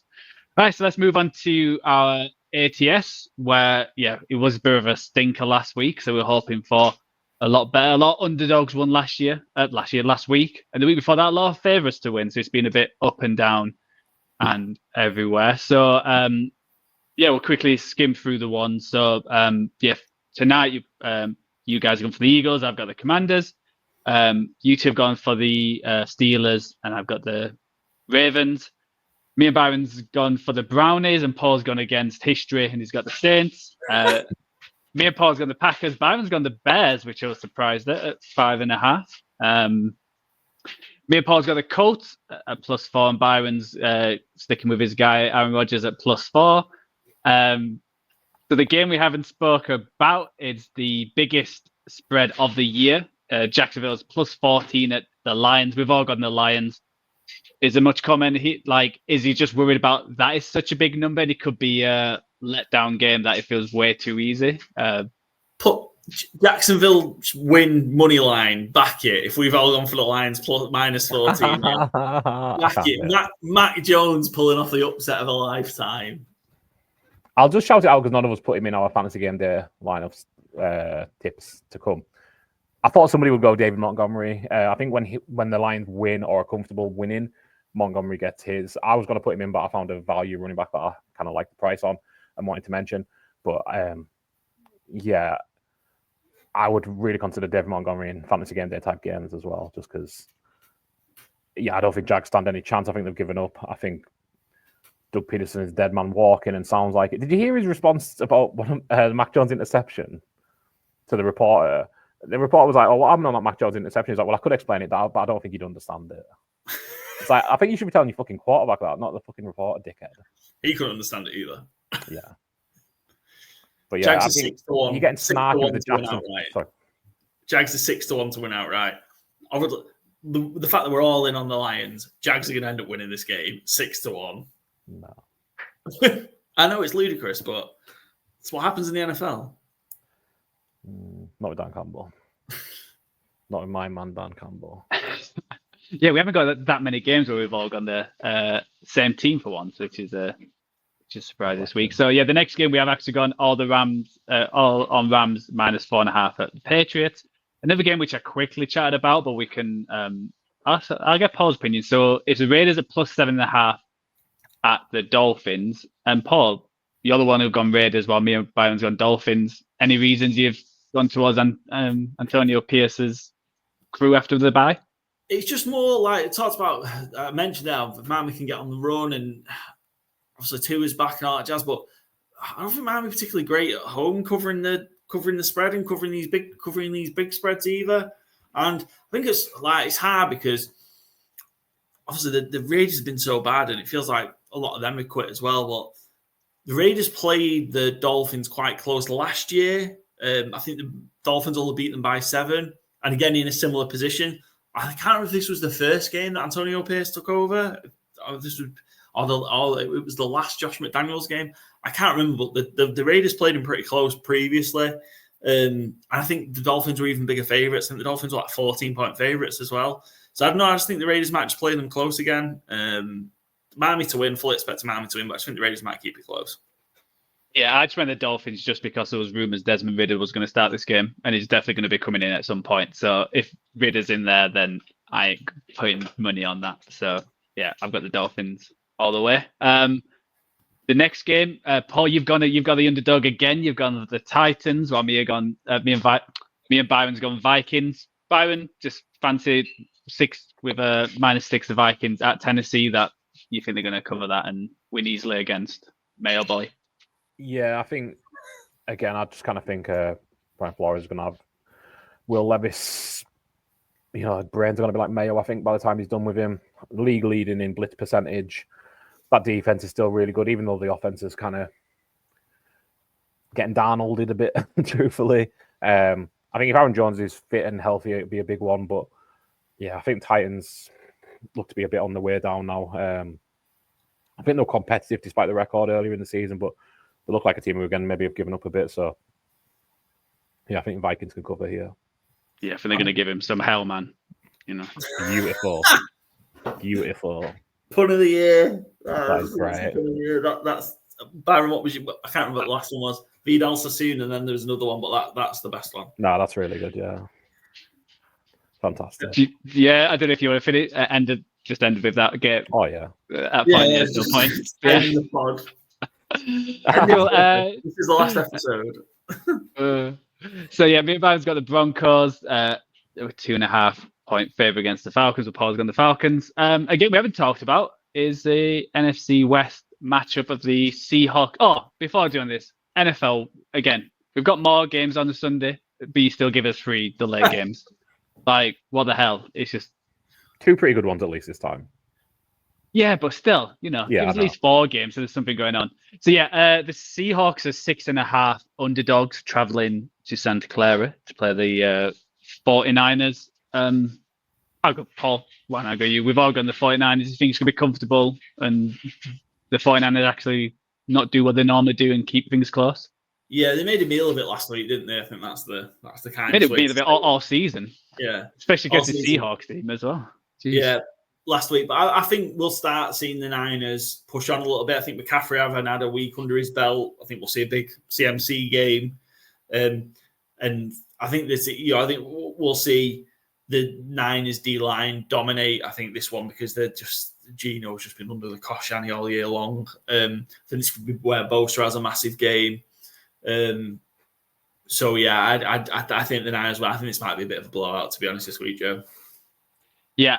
The Seahawks was the team I was worried about the most in the division coming in just because of Mike McDonald's defense and what he did against Shanahan last year and all the other offenses with similar scheme. So he was actually, I was surprised how well they did against him on that Thursday Night Football. Because, again, it was another game they dominated, but somehow it got down to like the last drive and they had to, I think it was an interception at the end or it was close anyway. Like they normally do, they were cruising it. At some point, yeah, but I see the 49ers winning easily as well. It's going to be a big game for the wide receivers. I think they're going to get a lot of yards on this Seahawks team, and yeah, give Gino some trouble. So hopefully, an easy win for the 49ers. Speaking of Gino having trouble, this start just throw a quick one in. I've seen it. Ben Solak on Twitter the other day. The Seahawks need to gain an average of 8.9 yards on third down this season. There's the longest third down distance for a single season since those stats were collected since 1980. And the Seahawks aren't a terrible team. That I just found. I don't know if I thought they'd be the worst this season even, but yeah. It just kind of highlights how poor things have been, I guess. The amount of snaps over Gino's head. Penalties as well are a killer for that old line as well. That, as bad as they are, just blocking like pre-snap penalties were a killer for the Seahawks as well. They just put them in bad situations all the time. Yeah, but that just kind of highlighted how rough things have been. And I mean, truly, to be as competitive as they have been with that stat is, I think, kind of incredibly impressive. But yeah, I mean, obviously, I'm joining the crew here on Sanfron, so. Yeah, and shout out to Lenore, who's just got a big contract. I think it was 5 years, $92 million. He's still a young cornerback, and another fifth-round pick. The 49ers always hit on. It feels like that's their round. A lot of the big players come in there. So, yeah, one of the best cornerbacks we've drafted for a while. So, yes, so that's the last game we haven't chatted about. So, yeah, quickly run through. So, yeah, YouTube got the Chiefs. I've got the Bills. Me and Paul's got the Bengals, while Byron's got the Chargers, and as mentioned, I'm the lone star in Texas for the Cowboys to beat the Texans. Very good. Very good. So yeah, let's move on to Fantasy Game Day. As ever, this is a UK fantasy app, and there's plenty of games now. There's there's the specific game ones. There's the typical Sunday one we know we talk about. So we talk about the 750 ones, but is it £3? There's a £25. There's loads of games. So if you do sign up, remember to use our promo cover as when you enter your first team, you'll get one free. So you can use that in the same week or use it the week after, whichever you would prefer. And it's on us. So yeah, use our promo. It's a great app. It's I know me and Byron can't use it, but we're always chatting. Well, I know we're both jealous that we can't. So always messaging Paul to see what's happening. So yeah, we love it, and yeah, get on board. So you know what? We'll start with you, Paul, since you're the UK based. And what quarterback are you suggesting this week? Nailed the promo, Joe. Well done. Goff. I've gone Goff. Jared Goff. Huge. We just talked about huge 14-point favourites. Against the Jaguars. I don't believe the Jaguars are actually going to win, so hopefully nobody actually went and placed that money line bet that I was joking about a few minutes ago. Goff had a stinker last week, 5 interceptions against the Texans. I think this is the opportunity to, a bit almost like the opportunity that Darnold and the Vikings missed out on last week against the Jaguars. I think you got the opportunity to run up the score on the Jaguars. Goff also missed out against the Titans in a similar spot a few weeks ago when it was just all specials teams and all returns. I don't think that's got a chance of ever happening again. So I think Goff could have a really, really big game here. 5,200. I think it's a great price for a quarterback. I was going to say it's the 19th ranked in terms of salary, which is surprising when you think about it. Yeah, the 19th QB. And the guy who's, well, technically he's joined 18th. The other one is Byron's suggestion. Yeah, I've gone Tua Tagovailoa. Great delivery. Of his I can never nail it when we record this. So I always just go to it. Okay. The Raiders stink. It's in Miami. I think they're going to throw till the heart's content.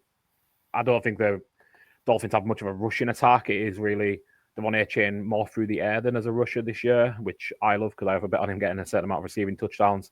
And I think Mike McDaniel knows one way to play it, and it is throwing the ball. So, yeah, I think they can put up similar to Jared Goff. I don't think it's as big of a mismatch, but I think it's the same kind of expectation, really, of it's a chance to run up the score. Tyreek Hill and Jalen Waddle need big weeks as well, because goodness me, have they been disappointing this year in terms of their outcome. I understand why for a lot of it, but especially Jalen Waddle, I don't think he's been a top 36 off top 40 wide receiver since week 1, which I know we can look at Tua and all the rest of it, but disappointing is what it is. So, yeah, I've gone Tua anyway. Well, just a quick one, not to like cry poor or anything, but when I managed to draft Tyreek, CD Lamb, Goff and Tua in our fantasy, in the first 4 rounds for our Superflex, I was like, I'm going to piss this league. Yeah. Dear God, what a mess that's been. Yeah, you can't predict it, though. Like, if Tua stays fit, I think you're looking at that a lot differently. Nice, and my quarterback's a bit left field. He's a cheapest, but he's joint cheapest, with a lot of backup quarterbacks. I think the only other quarterback who's starting with the same price would be Cooper Rush. I've got Anthony Richardson at 4,200.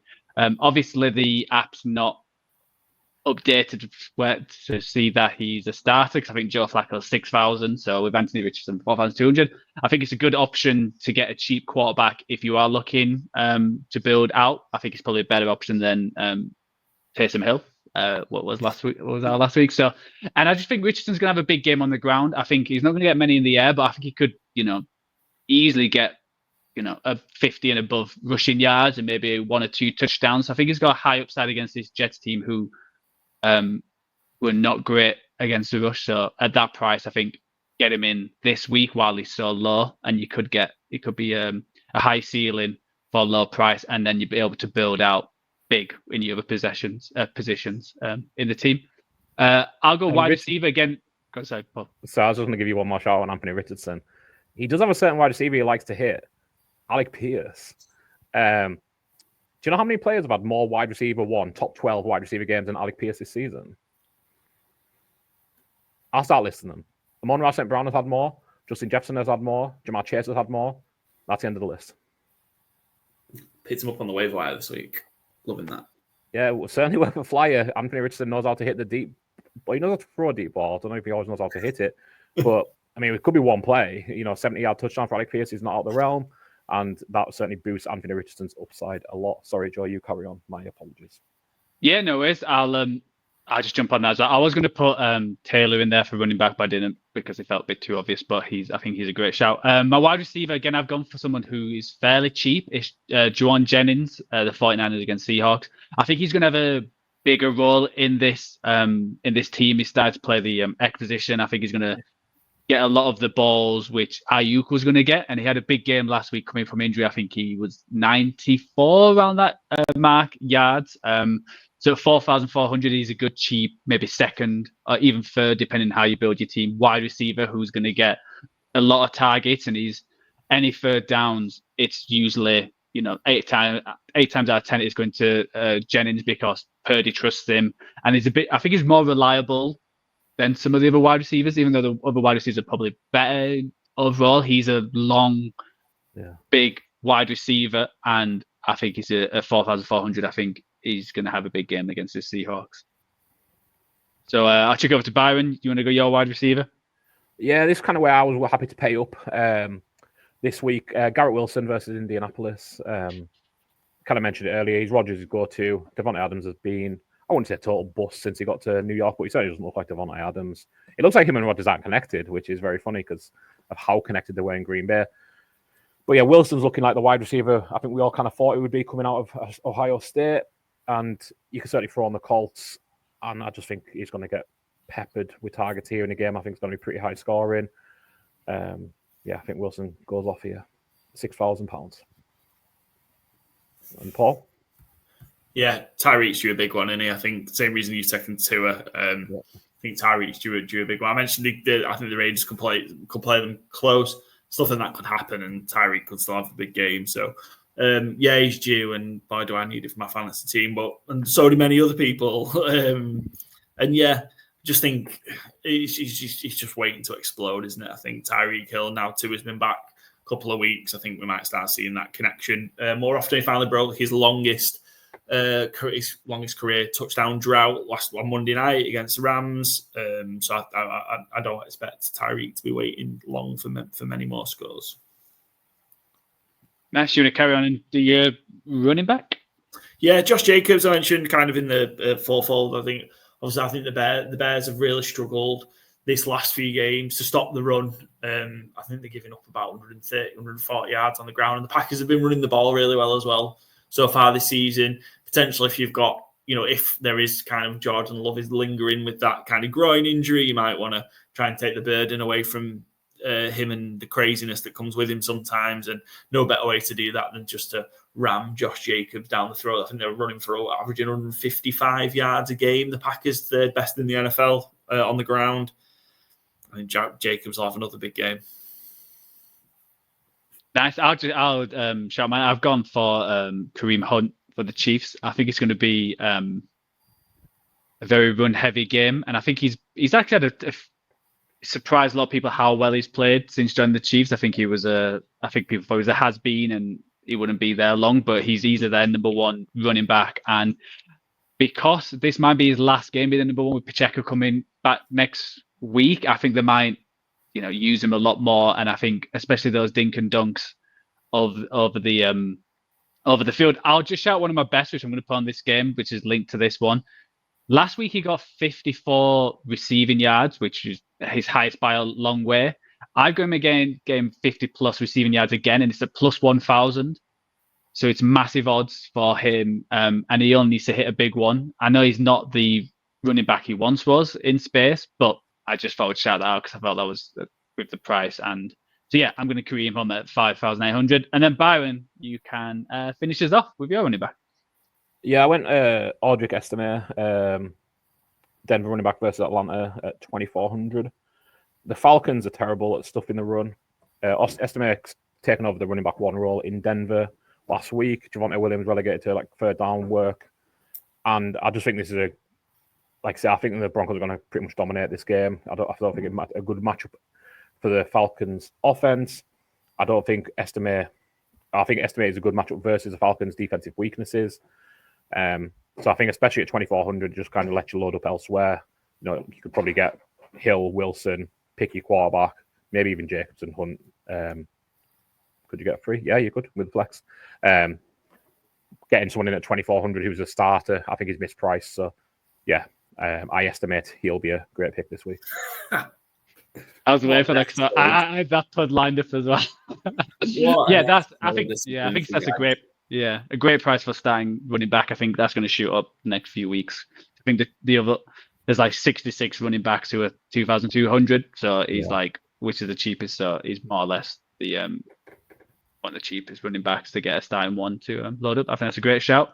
So yes, that's our shouts for Fancy Game Day. As mentioned, remember to use the promo cover when you sign up, and you get 3 extra games on us. And yeah, hopefully we'll do a lot better this week. We're going to combine our brains, and I think we might be better as a team than individuals. I think we were playing like the Jets and not the Lions, I think. So, yeah, fingers crossed this week. And that's it this week, right, where Charlie's picking the week after, right? It's either Charlie or Jenny. I think so. And Jenny doesn't seem interested, so... Can't really go with how Charlie's been picking. I don't know. That'll just be throwing money down the drain, to be honest. We need a Charlie pick for Sundays, and we've no Charlie pick this week because we're recording so late that Thursday night football has already kicked off while we're recording. So sadly, no Charlie pick this week. Yeah, I'll figure out a Sunday game for him to pick.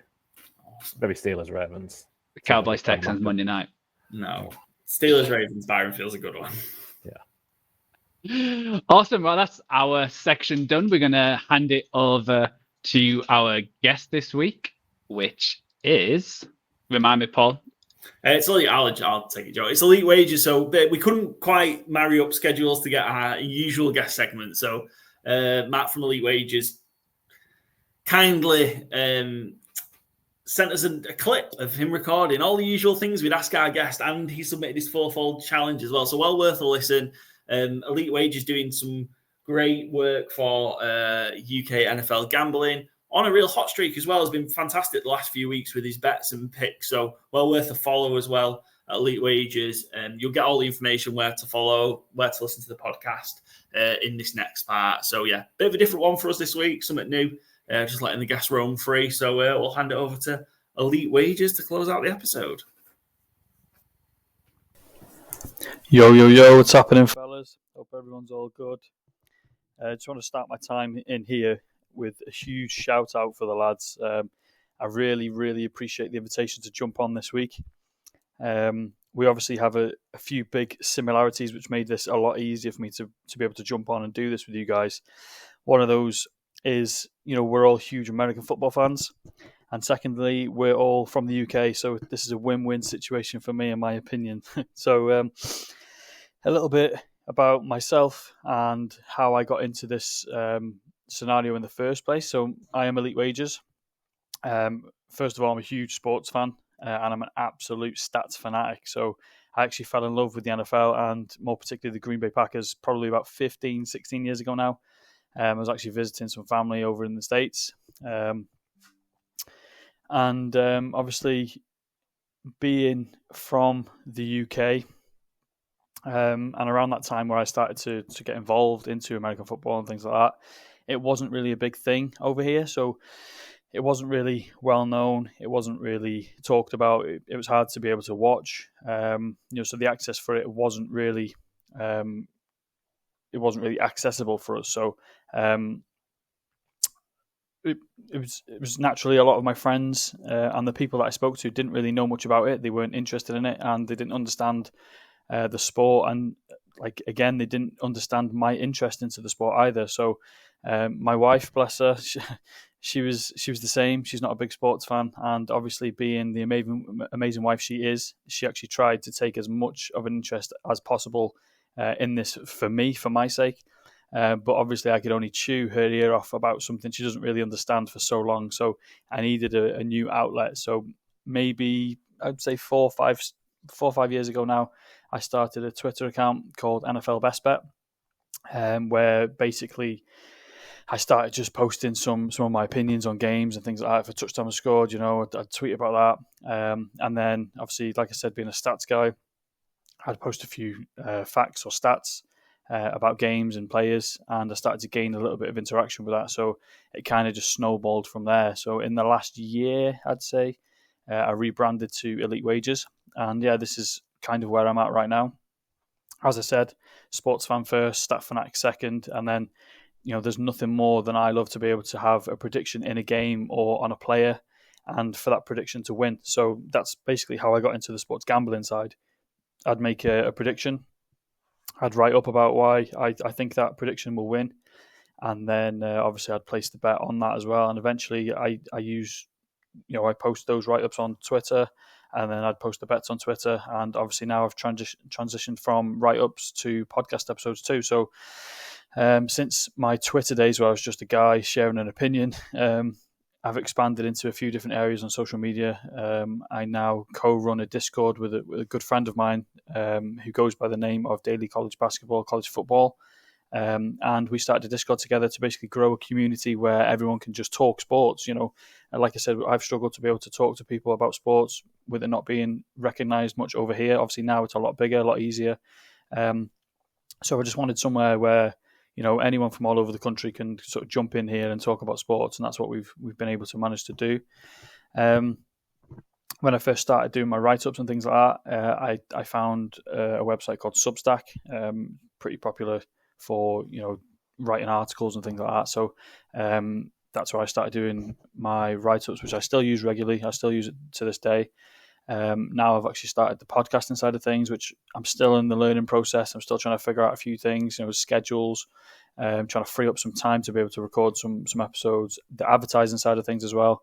And basically I've just tried to make myself as available as much as possible. So I'm on all major streaming sites, Spotify, Apple Music, Amazon Music, YouTube, TikTok, all those. I'm pretty sure if you would search Elite Wagers on a social media platform, you would more than likely be able to find me. Moving on a little bit, as I mentioned, I'm a big Packers fan.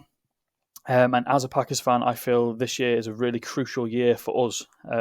Obviously, going back a few years, beginning of last season, trading away Aaron Rodgers, who is, my GOAT. He was my favourite player. As long as I've known the Packers, it's always been Aaron Rodgers' team. So trading away him had a huge impact, for me personally, and obviously for the Packers organisation as well. It had a lot of people, including myself, kind of underestimating what we can do with Jordan Love at quarterback one and not Aaron Rodgers. And we were actually really, really surprised with how good Jordan Love, managed to play. Including myself, I was really surprised too. So Love played an excellent year last year. So this year, coming into this year, felt a little bit more comfortable being able to back the Packers with Jordan Love at the helm. Pre-season this season, we traded away another one of my favourite players, Aaron Jones. And in turn, we managed to sign Josh Jacobs, who, so far he hasn't lit the league up, but he hasn't disappointed either. He's done a solid job, and obviously, I believe there's a lot of improvement to be made in the running back room, wide receiver room, all over the team. But Josh Jacobs has actually managed to lead our run game to the top, basically, and we're ranking third for rushing yards per game. Obviously, again, touching back on Jordan Love, he's obviously a great quarterback, but his interceptions are becoming a problem. They have been a problem this year. We've managed to navigate our way around those. And he has us, just outside the top 10 and 11th for passing yards per game. And he's obviously been a key part to our offense thus far. So I think if we could sort of iron out those little errors in interceptions, silly little interceptions as well, if we can iron those out, I think, we will be pushing for a top 10 spot in terms of the passing game as well. Total offense, we're ranking in the top 3, we're third. Points per game, we're in the top 10. So, we're on the right path and the right trajectory this season. Sitting inside the top 10 in most categories. So, moving into the rest of the season so far, obviously we started off quite well. Moving into the latter stages of the season is where it gets a little bit juicy and a little bit dicey. So the games we need to be able to win to basically lock in our playoff spot are games like this weekend's game against the Bears.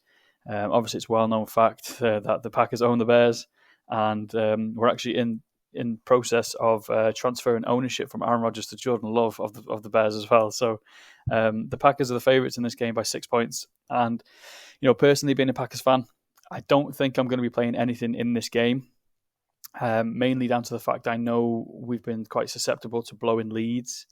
So -6, is a little bit of a push for me. I can't quite get there at -6. In my opinion, however, the Packers do get the win. I believe we do win. But the big question, the big uncertainty for me is by how many. So that's why I'm not going to be playing. I'm not going to be playing anything on this game. The Bears, they're just not it this year. I mentioned in one of my first episodes of the season, actually, a breakdown of the NFC North.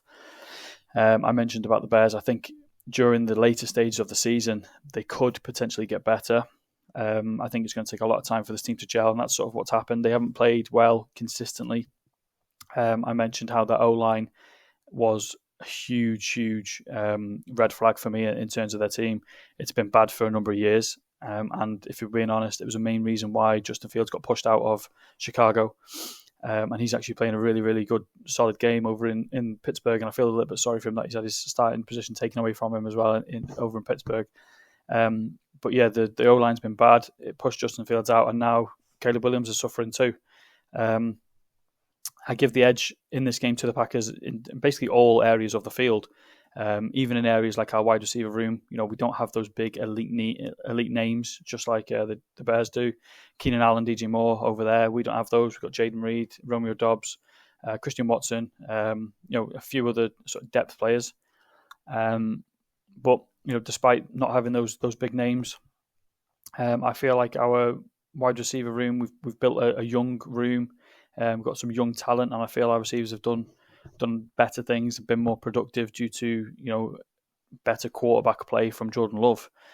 I try and throw away all my biased opinions when the Packers play, and in my unbiased opinion this week, I believe the Packers actually do win this game. Now, I know you guys like to do the fourfold challenge, and obviously that consists of a favourite, an underdog, a game total under, and a game total over. I'm actually really excited, and I'm looking forward to doing this because I've never actually done a parlay like this before.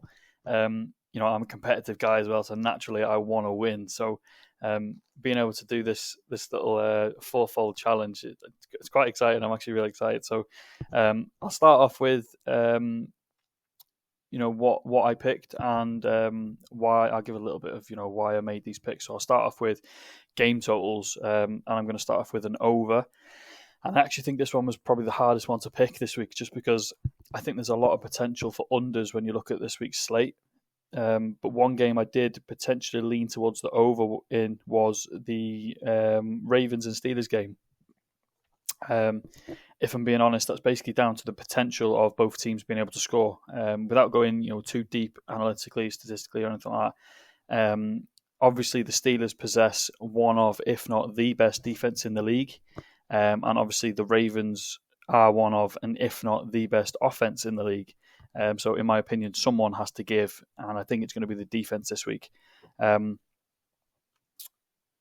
Ravens defense hasn't been good up to now either. They've allowed a lot of teams to score a lot of points. They're allowing teams to be able to move up and down the field whenever they like. And obviously the Steelers are looking more improved since Russ Wilson has quarterback one. In the last 3 weeks for the Steelers, they're averaging 30 points per game.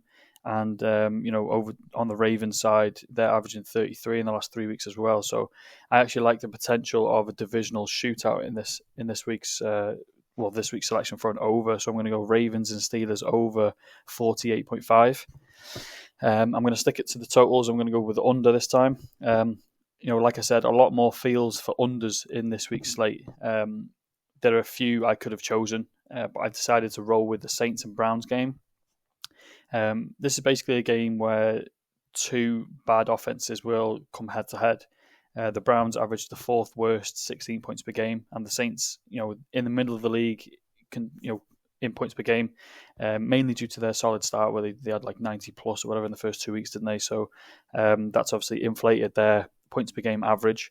But if you look at more recently, they're only averaging 16 points per game themselves in the last 3 games. So both teams are allowing an average of 24 points per game on average this year, roughly. But in my opinion, this game is a game where both of their defenses step up because, clearly offense isn't any of these two teams' strong suits. So I expect the defensive battle to try and grab a win. In addition, the Browns games have gone over 45 in only 3 of 9 games this year, and the Saints have only gone over in 6 out of 10. So I feel like there's a nice play on the under in this one. So I'm going to go Browns and Saints under 45. For the favourite pick, again, another one I feel like is quite self-explanatory. Despite a good win against the Bears last week, the Patriots, they've been bad, as expected. The Patriots have struggled to score, and they've actually struggled to stop teams from scoring too. They were meant to be one of the best defenses coming in this year, and they sort of haven't lived up to the hype. The Rams, they had a few weeks where they were really, really depleted, especially in the wide receiver room. Puka Nacua and Cooper Kupp both out simultaneously at one point. Now back to full strength, and they've looked a lot better. I don't think the Patriots have a team to be able to contend this week. Last week was an anomaly, a shock victory in my opinion, and I just believe the Rams have what it takes to get the win. In my sort of personal model that I do, I have the Rams winning by 8 points. So I feel like there's a little bit of nice value on the Rams minus 4.5. So I'm essentially rolling with the better offense and fading the worst team, basically. So Rams minus 4.5 on the favourite pick. And the underdog one, this is absolutely disgusting. Probably the most public bet of the week. And I'm going to be honest, I absolutely hate this pick. I mentioned in my last week's podcast episode, actually, that I'm really not a big fan of the Kansas City Chiefs this week, this season. I think they're quite fraudulent. They're really, really fluky, and they're really, really lucky. They're getting these lucky wins that no other team are going to be able to get. So the Chiefs actually aren't far away from a perfect 17-0 season, but the one team who a lot of people see can possibly put an end to this unbeaten season is the Bills. I'm going to agree with that statement. I believe the Bills have been the better team. I believe the Bills are the better team, and I believe the Bills will be the better team. But the the Chiefs are just super lucky. You know, I don't have many analytical views or stats on this pick, but I just think we've just got to come to the terms with the fact that the Chiefs are just going to win these games. I'd love to see the Bills win this game, but it's not going to shock me anymore if the Chiefs just somehow win. You know, that blocked field goal last week, that they were meant to lose that game. So yeah, the pick for this one is going to be the Chiefs plus 2.5. Disgusting, I know, but we'll take it. So I actually, coming to the end of my segment in this, I actually had a lot of fun doing this for you guys. I really, really appreciate the invite. I really appreciate you guys for allowing me to tell a little bit about my story, my love for the game, my love for the Packers, and obviously the opportunity to compete in the 4-4 challenge. I appreciate you guys for everything that you're doing within the gambling community as well. Shedding more light onto NFL within the UK. So, big shout out to you guys. Really, really happy to be able to join the podcast this week. Hopefully we can do it again sometime. So thank you guys. Appreciate you fellas. Thanks to Elite Wagers there. Cracking guest. Bit of a different take on our guest picker segment. But thanks very much to Elite Wagers there for their picks, insight, detail on the Packers as well. Big game against the Bears this week. Packers is big favourites. Go follow Elite Wagers across Twitter or X. Podcast is also available on Spotify, Apple, wherever you get your podcasts as well. Go support Elite Wagers. That brings us to the end of our Week 11 preview here for the NFL at Good Teams Win, Great Teams Cover. Thanks for watching. Thanks for listening as always. Appreciate the support. If you're not following us across our channels, please do. You can get the audio version of the podcast on Spotify, Good Teams Win, Great Teams Cover. If you follow, you'll be notified of new episodes as and when they drop. Friday for our preview, usually Tuesday morning for our review, plus everything else in between. Also, give us a follow on our Twitter or X at GTW_GTC. It's the same handle across our Instagram, across TikTok, across Blue Sky as well, and here on YouTube. So make sure you give us a follow. We'll be back on Tuesday with our review episode. Have a great week 11. Best of luck, and may all your bets cash.